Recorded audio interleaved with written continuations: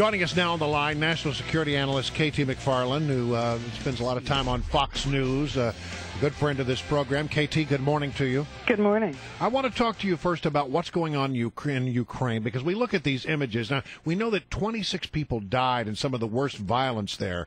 It's a former Soviet republic. It has already gained independence. But I don't think a lot of people, when they see the fighting, have a clear understanding of what it is that they're fighting about. So can you help us sort of do a primer on what is happening in Ukraine right now? Okay, first of all, Ukraine is in a tug of war between Russia and Europe and the West. And Ukraine is in a bad position in that tug of war because they're broke. They need a bailout, and they're frankly going to go to the highest bidder. Now, for us, it should be a cautionary tale, because Ukraine is a tale of out-of-control debt, energy dependence on countries that don't like it, and incompetent leaders.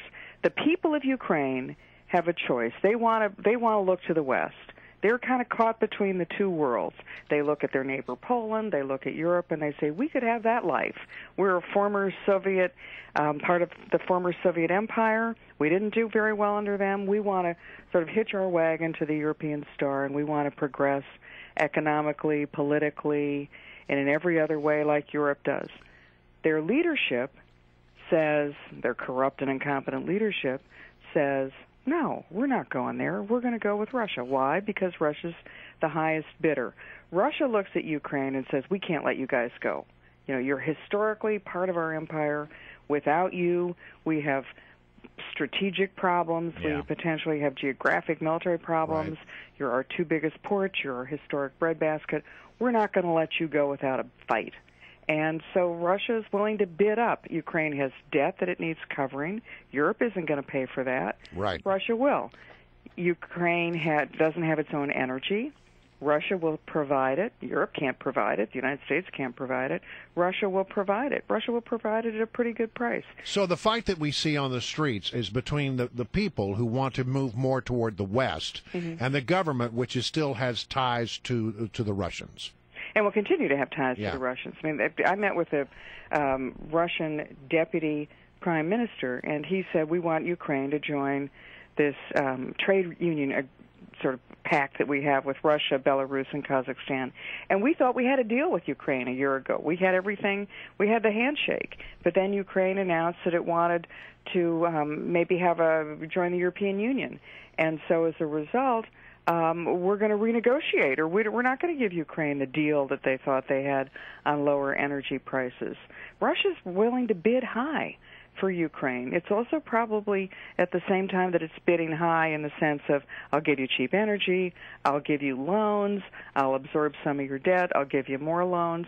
They're probably also bribing the leadership, and that's what I think makes the people the maddest. Yeah, they want a different future. Their leaders won't let them have it. Yeah, embracing Putin is not going to help the corruption problem, and that's really what they're angry about. I mean, you remember the Orange Revolution from 10 years ago and the great hope of Ukraine joining the world in the West there in Europe.